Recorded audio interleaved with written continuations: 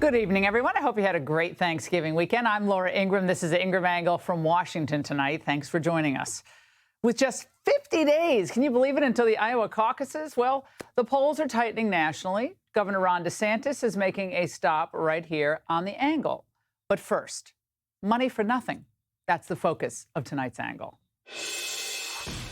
All right, unless you're the son of a president and are able to charge, what, $300,000 or so for art that looks like it should be hanging in a middle school hallway, you know the Biden economy. It's in the pits.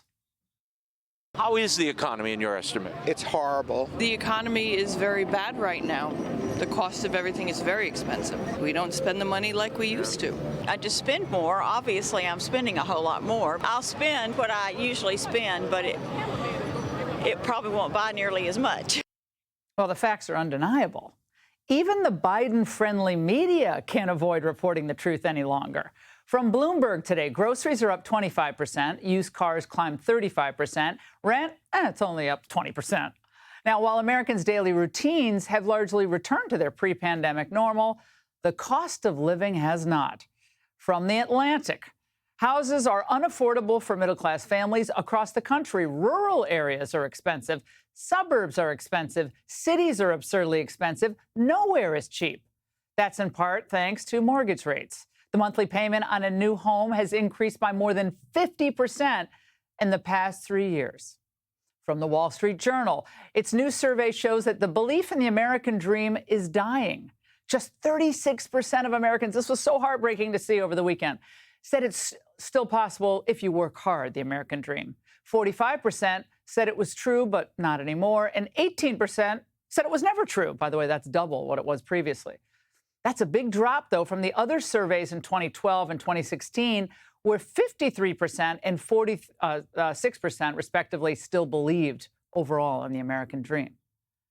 All of this is bad news for Democrats, because women were more pessimistic than men, while younger people were much more pessimistic than people over the age of 65.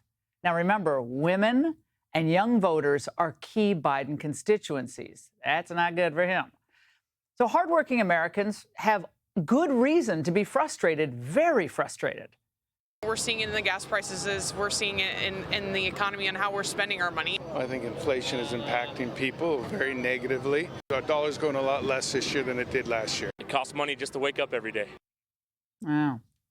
No wonder Donald Trump's numbers keep getting stronger and Biden's are getting weaker, which makes it all the more baffling that the Democrats refuse to change their policies.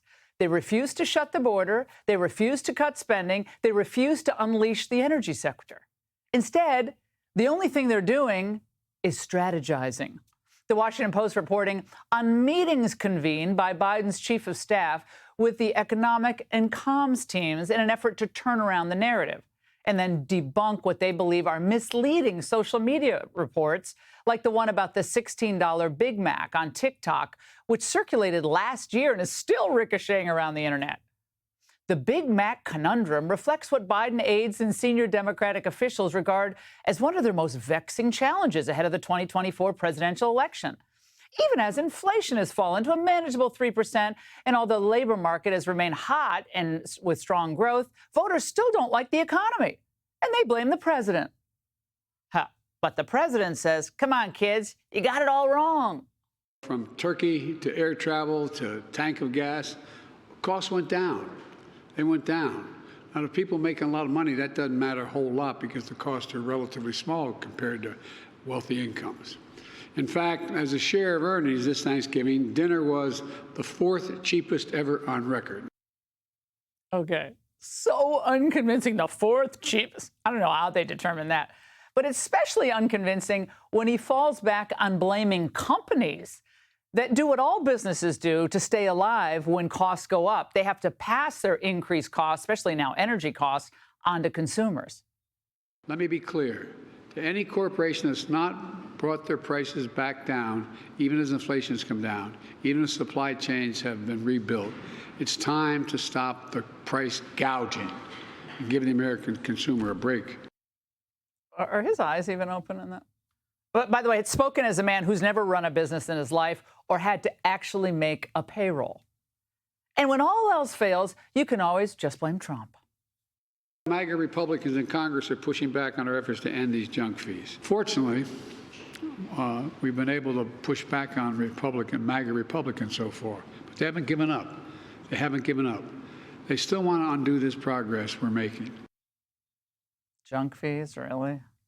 I think he meant undoing not the progress, the regress.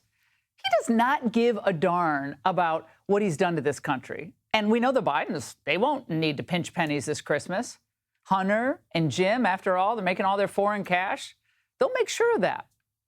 But how has the Biden economy affected the holidays of regular Americans? I'm only buying what people need, not what they want. Really? Why? Because of the economy? Yes, because of the economy. Everything is high, very expensive. Well, Biden says everything's cheap this year. See, it doesn't comport. And by the way, to think that the White House thinks women like that should be happy with the state of things, she just must not understand. Things are great. How insulting. What happened to the Democrats' compassion surplus that they always claimed they had?